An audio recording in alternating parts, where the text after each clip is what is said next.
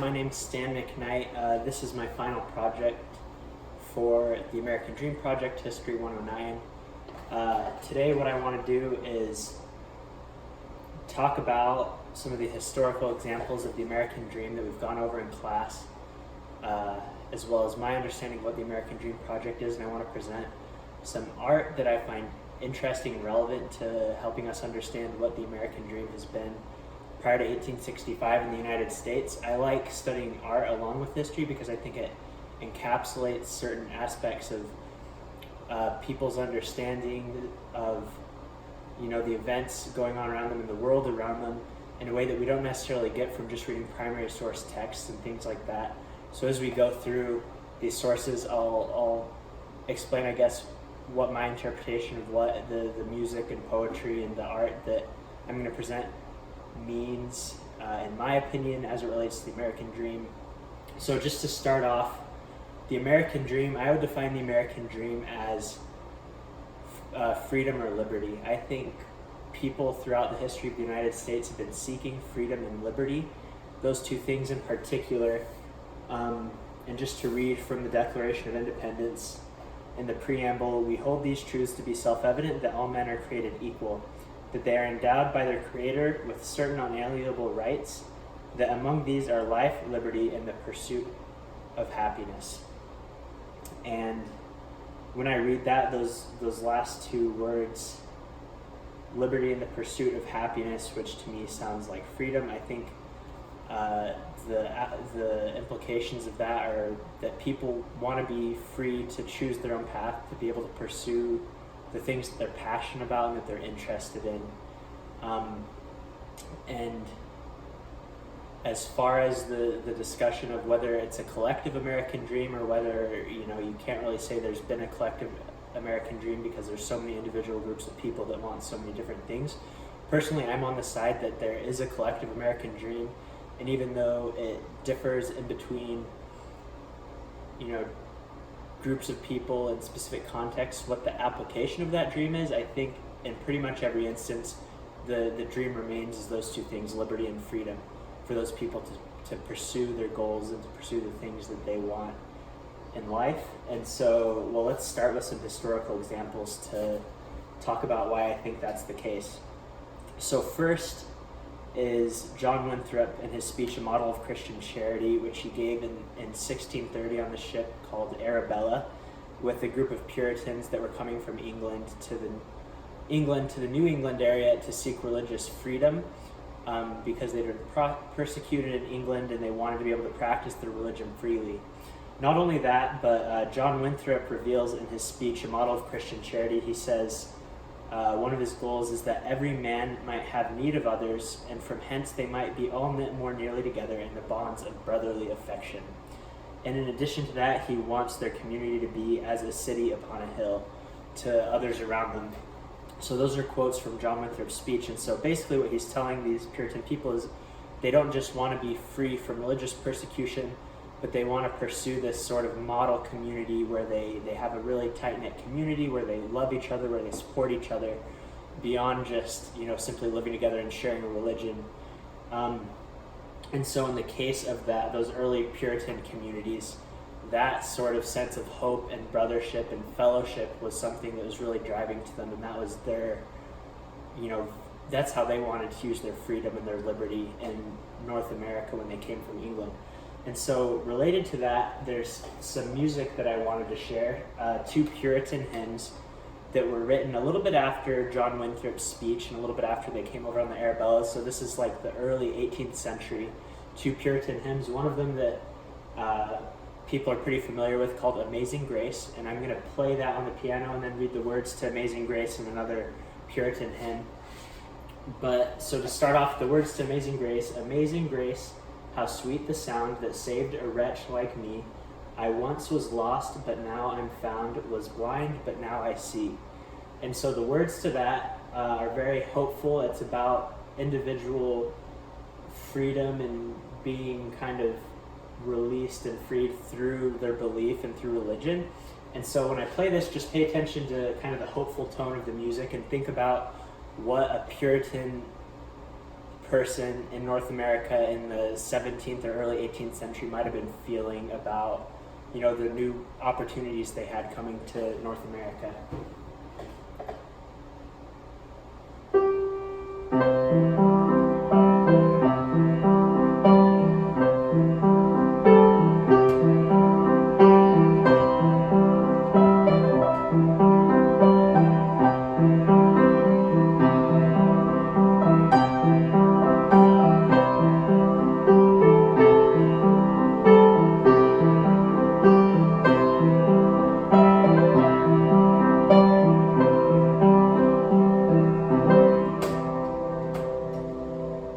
So you can hear in the way that music's written, it's written in a major scale. It's very positive, hopeful, uplifting kind of sounding, just as the words and the things we were discussing would suggest. And in addition to Amazing Grace, there's another Puritan hymn I want to read the words to called Guide Me, O Thou Great Jehovah. And so the words to the song, Guide me, O Thou Great Jehovah, pilgrim through this barren land. I am weak, but Thou art mighty. Hold me with Thy powerful hand. Bread of heaven, feed me till I want no more. Feed me till I want no more. So again, obviously in the Puritan community, there were a lot of religious aspects to their belief system and to the sort of their worldview. But in this song, we can see them expressing this gratefulness about the new land that they're in, and also their hopes that God will help them prosper in the land and help them find food and find land, and be able to survive there. And so based on what we understand from the Puritans, from John Winthrop's speech, A Model of Christian Charity, and from those two songs, Amazing Grace and Guide Me, O Thou Great Jehovah, I think we understand, or we can see, that the Puritans valued liberty and freedom, and that was an important part of their American dream, being able to pursue their religion free from outside influence from governments or from other groups of people.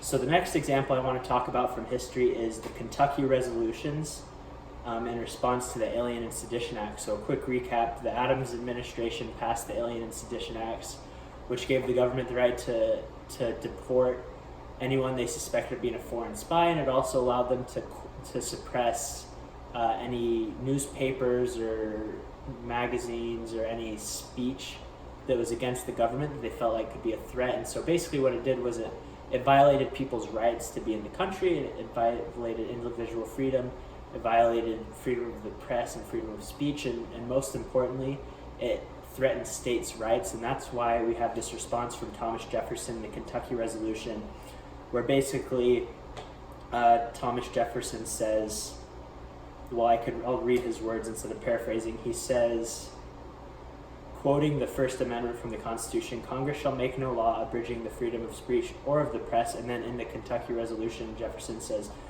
a residuary mass of rights not delegated to the federal government are reserved to the states, and when the federal government assumes undelegated powers, its acts are void. And so what Jefferson is saying here is that there's no enumerated right for the federal government to have this sort of power to suppress free speech or to be able to deport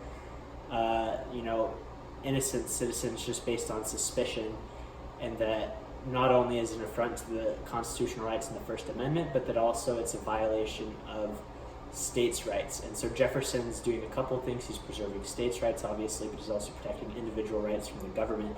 Now, the thing I think is interesting about this example is that if you look at both groups' point of views, both of them are essentially pursuing an American dream of freedom and liberty. So from the Adams administration point of view, they are trying to protect a government from foreign spies, they think. So this is soon after the revolution, and they're afraid of British spies in the country, and so they're, an argument could be made that they are just doing it to try to guarantee that they'll be re-elected in the election of 1800, but you could also maybe see a perspective that, they're afraid of British spies, they're afraid of British retaliation to the American victory in the revolution. But then you look at Jefferson's point of view, and as we discussed, he's seeing these violations of states' rights and of individual rights by the federal government, and Jefferson's saying, well, this is what we just had a revolution to stop, is the overreach of government, assuming power that wasn't originally granted to them by their citizens, and this is the sort of thing we don't want happening. So I think on both sides of that you can see an American dream of freedom and liberty, especially from the Kentucky Resolution, from Thomas Jefferson's response. He's telling us, people need these rights, people need this freedom, this liberty to be able to say what they want about the government, to be able to write what they want about the government, because that's, those are the principles this country was founded on. We can't violate those. So moving on to our next example, is Abraham Lincoln's second inaugural address. Now this address he gave in 1865, just a few months before the end of the Civil War, which is interesting timing because he doesn't necessarily talk about the war like it's a foregone conclusion, like it's definitely going to be a victory for the Union, but based on the things that were happening in the war at the time, it was certainly looking that way. And so it's interesting considering that Lincoln's tone in the speech isn't, completely accusatory towards the South, which it could have been, and he did put some blame on the South, talking about them violating God's will and things like that, and so they incurred God's wrath. But the overall tone of his speech, he's talking about preserving a union and healing from the wounds that occurred. And so from the last paragraph of his second inaugural address, Abraham Lincoln said, with malice toward none, with charity for all, with firmness in the right as God gives us to see the right, let us strive on to finish the work we are in, to bind up the nation's wounds, to care for him who shall have borne the battle, and for his widow and his orphan, to achieve and cherish a lasting peace among ourselves and with the world, to do all which may achieve and cherish a just and a lasting peace among ourselves and with the world, all nations. And so I was very impressed by Abraham Lincoln's words in the end of his speech, to bind up the nation's wounds. So he's not talking about putting blame on the South, like some of the plans for Reconstruction wanted to really punish the South for their actions during the Civil War, but that wasn't what Lincoln's point of view was at this point. What he was concerned about was lasting peace, as he says in that last line. He wanted a nation that was unified, and he wanted a nation that was unified, and he wanted people to be able to continue to pursue their American dream and to have that freedom and liberty that we've been talking about this whole time. And that to him was more important than just simply placing blame on one side or the other. So, related to Lincoln's inaugural address, so we know a few weeks after the war ended, he was assassinated, so that would have been just a couple of months after that second inaugural address. So related to Lincoln's death and how he lives on in the American memory, I wanted to read a poem by Walt Whitman called "O Captain, My Captain," which he wrote actually about Abraham Lincoln's death and a little bit about his feelings about Abraham Lincoln.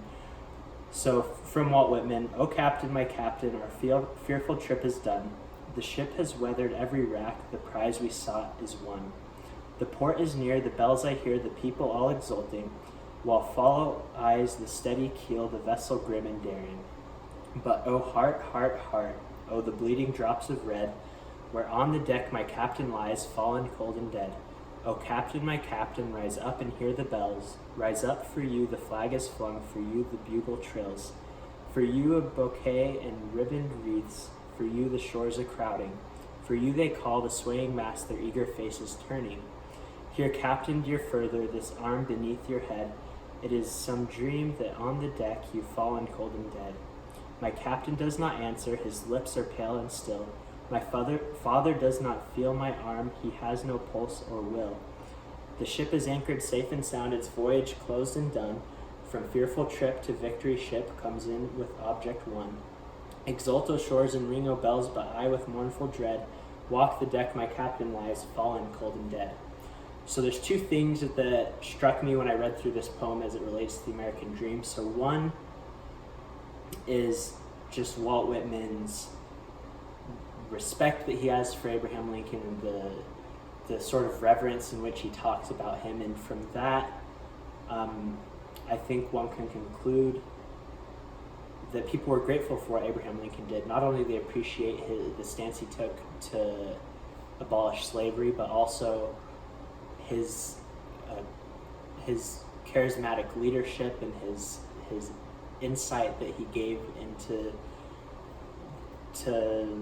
the future of the United States, I think people really appreciated that, and I think that comes through from what we were talking about preserving the Union over placing blame. I think that's probably one of the things that people appreciated about Abraham Lincoln at the time, and something that made him such a powerful leader. The other thing, just the first line of the poem, "O Captain, my Captain, our fearful trip is done.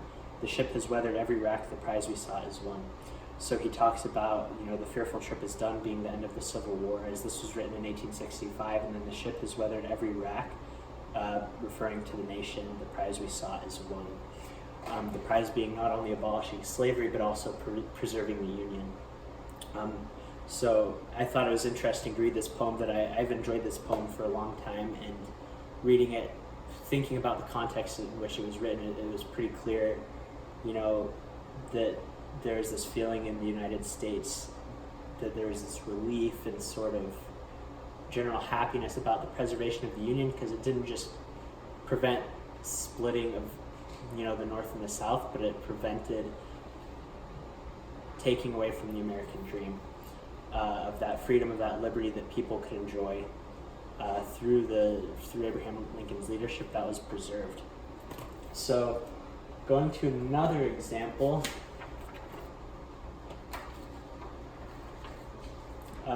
so I visited the Western Spirit Museum in Scottsdale, which has exhibits mostly from the late 18th to the early 20th century, mostly focused in the 19th century. And so one of the things that I found relevant to our class was this exhibit of Hopi Indian pottery that was decorated with really intricate art, and it showed a lot of, their storytelling and the sort of things that were happening in their culture at the time. One thing that was interesting was that all of the pottery, and it commented on this specifically in the exhibit, it said that all the pottery made before the year 1800 focused on animals and on natural features of the environment, like mountains and rivers, and it was influenced by those sort of themes. But as you go into the early 19th century, so like 1800 through 1850, as more and more Western people are moving to the West to settle, American settlers, and they're displacing Native Americans, these different motifs began to appear in the art on the pottery related to movement and migration. And so these came in the form of usually, like they talked about waves and running rivers being a symbol of movement and the migration that Native Americans experienced in that first half of the 19th century. So there's just a picture. This is one of the pots that I was able to see at the Scottsdale Museum, and this is what it looks like. Hopefully you can see that okay. If not, you can search Nampeo of Hano pottery. And so you can see from this, what was explained to me in the museum was that these features represent bear claws interwoven with waves. And so you see the natural feature of the animals that was talked about, before 1800 in this Native American Hopi Indian art. But now it's intermingled with the wave, which is, they mentioned in the exhibit, was a symbol of movement and migration that was experienced by Native Americans in that second half of the century. So the thing I think that's interesting about this related to the American dream is you have kind of two conflicting groups of people that are looking for the same thing for themselves. So the Native Americans, they want to preserve their homelands, they want to preserve their way of life. They want that freedom to continue to live the way they were. While the people, the American people moving west, they were pursuing the same thing but for themselves at the expense of the Native American dream. They wanted to move west, they wanted to claim land, set up farms, have these economic opportunities that they hadn't had in the past. And so while the two groups, you could argue that they had different American dreams, I think they really had the same goal. They were just going about it in a way that put them at conflict with each other. So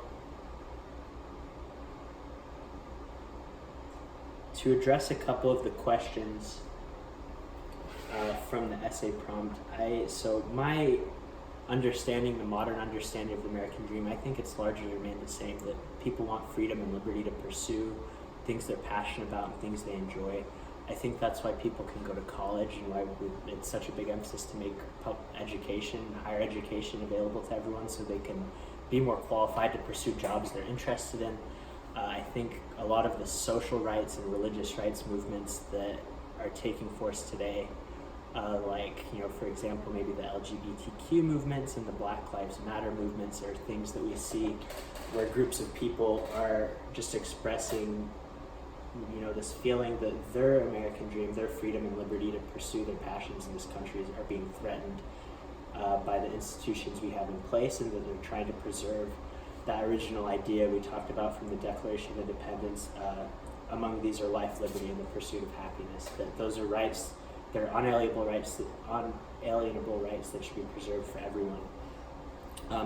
As far as the change or consistency over time of the American dream,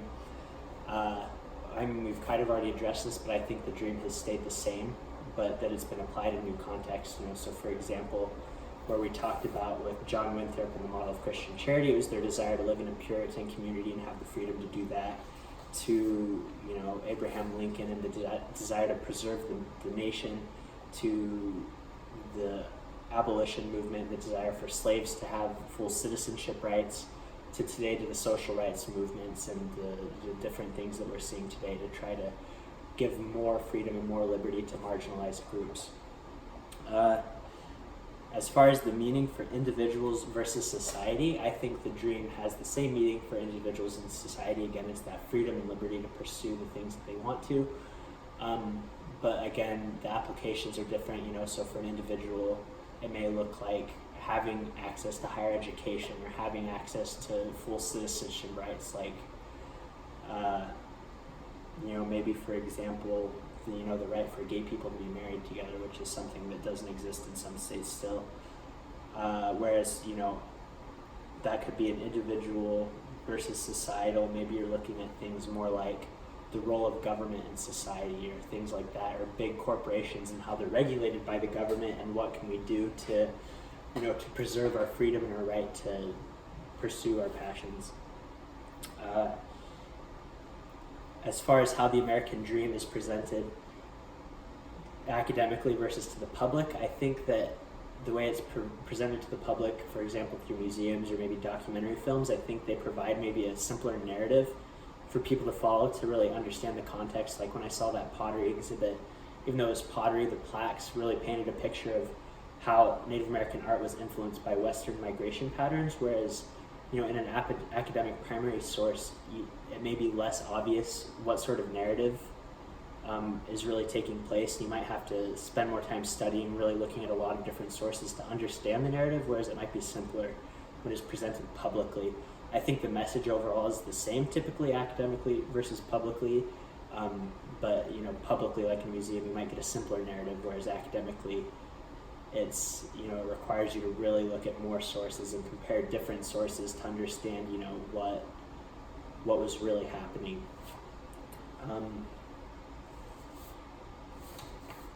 So that is pretty much all I have to say. In conclusion, I think that the American dream is people's desire to maintain freedom and liberty so that they can pursue the things they're passionate about and live the way they want to. We see that with John Winthrop and the Puritans, with their desire to live in a godly community that is